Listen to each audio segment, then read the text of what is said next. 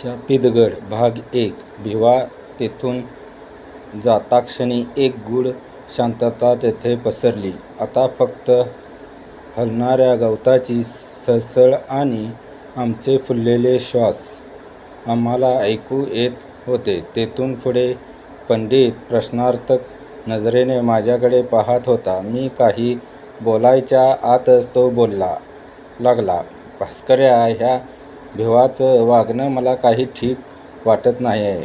असं का रे वाटतंय तुला? मी विचारले. अरे, तुला हा अनुभव आला की नाही ते मला माहीत नाही, पण संबंध रस्त्यावर मला असं वाटत होतं की कोणीतरी आपल्यावर नजर ठेवून आहे. म्हणून मी त्या अनुषंगाने एक दोनदा तुझ्याकडे बघितलंसुद्धा, पण तू मात्र तुझ्याच विश्वात रमला होतास. ह्या भिवाला विचारलं तर एकदम कुत्सितपणे हसून बोलतो, कसा आता भर दुपारी इथं कोण कशाला येतंय मरायला? मला तर पंडिताचं वाक्य ऐकून कान गरम झाल्यासारखे वाटले. म्हणजे मला जे वाटत होतं तो भास नसून खरंच कोणीतरी आमच्या मागावर होतं आणि ते जे पण काही आहे ते आता आमच्या आजूबाजूलाच आहे. कदाचित आत्ता या क्षणीही ते आमच्यावर डोळे रोखून पाहत असेल. माझं संपूर्ण अंग गार पडल्यासारखं वाटत तरीही उष्ण अवसान आणून मी पंडितला विचारलं, तू म्हणतोयस त्यात तथ्य आहे? भास तर मलाही झालेत. एव्हाना एक दोनदा मला चक्क कोणीतरी शुकशुक केल्याचा आवाज पण झाला. पण मला वाटलं की हा भास फक्त मला एकट्यालाच होतोय. म्हणून मी तुला काहीच बोललो नाही. पण कदाचित आपण दोघेही प्रवासाने थकल्यामुळे आपल्याला खरंच असे भास होत असतील.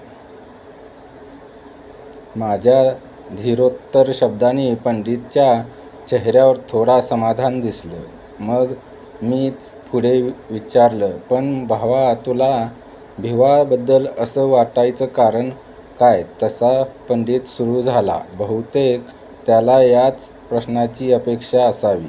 सर्वात पहिलं तो कोण दादोसा का फादोसा भेटला होता ना खाली, ज्याने आपल्याला काही बाई गोष्टी सांगून या भिवाचं नाव सुचवलं. वर अजून ते कोण सर्व्हे करण्यासाठी आलेले ते पण गायब झालेत. त्याची कपडे आणि सामान म्हणे या भिवालाच सापडलं असं सांगितलं. तू तो भिवाचा बाप पाहिलास मगाशी? तो जे हातवारे करून सांगत होता ना, ते भिवाला नसून कशावरून आपल्यासाठी असतील नसतील. आणि सर्वात महत्त्वाचं म्हणजे याला भर दिवसा इथे आपली फाटलीया इकडे यायला, तिथे हा भिवा बिनधास्त उंडगतोय. आताच घे, हा कसला विचित्र आवाज आला तसा हा एकटाच पसार झाला. त्यात त्याचे पैसे पण तू मगाशीच देऊन मोकळा झालायस. म्हणजे आता तेल पण गेलं आणि तूप पण. आणि जर ह्या दादोसा आणि भिवाचा काही कळकट असला तर बहुतेक आपलं पण सामान या भिवालाच सापडेल 1-2 दिवसांनी. साल्या, हे सगळं ना सावधान इंडिया आणि क्राईम डायरीचे परिणाम झालेत तुझ्यावर.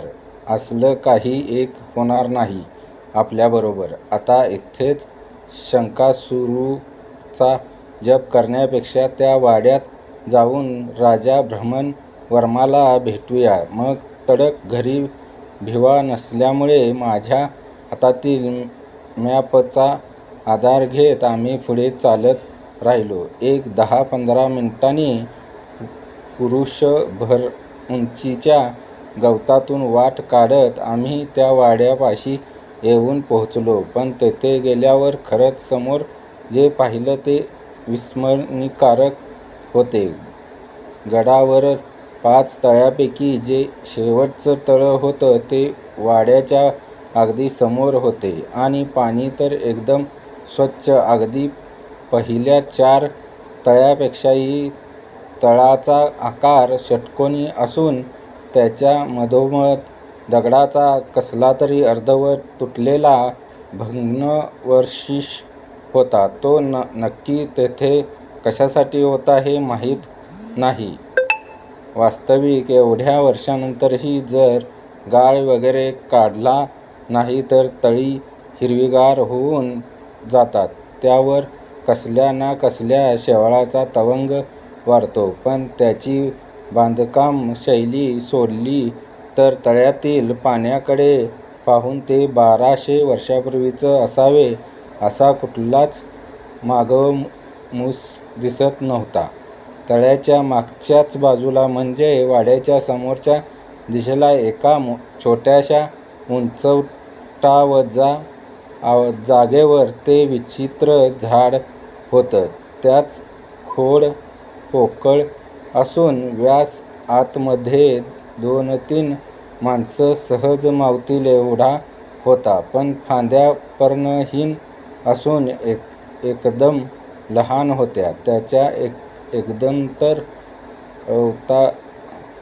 अवतारावरून प्रत्येक पक्षाने त्या झाडाला वाळीत टाकले असावे असंच दिसत होते. झाडाच्या दोन्ही बाजूंनी तळ्याकडे उतरणाऱ्या 2 पायवाटा होत्या. तर मेन पायवाट वाड्याच्या समोर होती, जिथून तळ्यात उतरण्यासाठी फरसबंदी पायऱ्या वर्तुळाकार करण्यात आल्या होत्या. वाड्याच्या आणि तळ्याच्या मध्ये 20-25 फुटाचे अंतर असावे. त्या जागेतही मधोमध कसला तरी शिलालेख सांकेतिक भाषेत कोरला होता. अर्थात आम्हाला तो काही वाचता येत नव्हता. पंडित महाशय सभोवताली फिरून आपल्याकडील डिजी कॅमेऱ्याचे फ्लॅश पाडत होते. साल्याला फोटोग्राफीचा भलता शौक. घड्याळात आता दुपारचे 3 वाजले होते आणि आश्चर्य म्हणजे आमच्या आऊसाहेबांचा सकाळपासून एकही कॉल नव्हता, ना व्हॉट्सअपवर कोणचा मेसेज. मोबाईल बघण्यासाठी बाहेर काढला तर नेटवर्कच्या साऱ्या कांड्या रोमिंग करायला गेल्या आढळल्या. म्हणजे आता घरी गेल्यावर आपली बिन पाण्याची होणार. पंडितला तर काय टिळा लावूनच सोडलाय. मोबाईल परत बॅगेत टाकून मी सहज पंडितला विचारलं, साहेब, सकाळपासून आपण जी फोटोग्राफी केलीय ती पाहण्यास मिळेल काय? अरे का नाही? बरं झालं आठवलं. केलीय मी स्वतः, पण नुसता क्लिक करत फिरतोय. बरं झालं आठवण केलीस. आम्ही दोघे त्या शिलालेखाला टेकून बसलो. पट्ट्याने काही इमेज अगदी अप्रतिम कैद केल्या होत्या. स्लाईड शो ऑन केल्यामुळे एक फोटो पुढे सरकत होता. भिवाच्या घरापर्यंत सर्व आलबेल होते. पण जसजसे तेथून पुढचे पिक्चर येऊ लागले तसे आम्ही एकदम गप्पगार झालो. आम्ही दोघांनीही एकमेकांकडे एक शांत कटाक्ष टाकला. कारण प्रत्येक फोटोमध्ये माझ्या मागे एक धुरकट पांढऱ्या रंगाची आकृती दिसत होती आणि अचानक गडाच्या प्रवेशद्वारापासून ती आकृती दिसण्याची बंद झाली. पंडित जवळजवळ ओरडलाच. बघितलंस भास्कर्या, मी बोलत होतो ना मगाशी, म्हणजे आपल्याला होणारे नक्कीच भास नसून कसली तरी अमानवीय शक्ती आपला पाठलाग करत आहे आणि त्या गावठी भिवाला हे सर्व माहीत असणार. म्हणूनच तो ला पाय लावून पळाला. आता आपलं काही खरं नाही. भेच, उगाच आलो इकडे. भास्कर्या, चल उठ आता. बस झालं हे अडव्हेंचर. साला फोन पण डेट झाले आपले आणि अजून थोडा वेळ गेला तर आपण पण डेट होऊ. चल उठ लवकर. पंडित गण चालल्यासारखा धडधडत होता. स्टोरी कशी वाटली? लाईक, शेअर, सबस्क्राईब आणि कमेंट करा.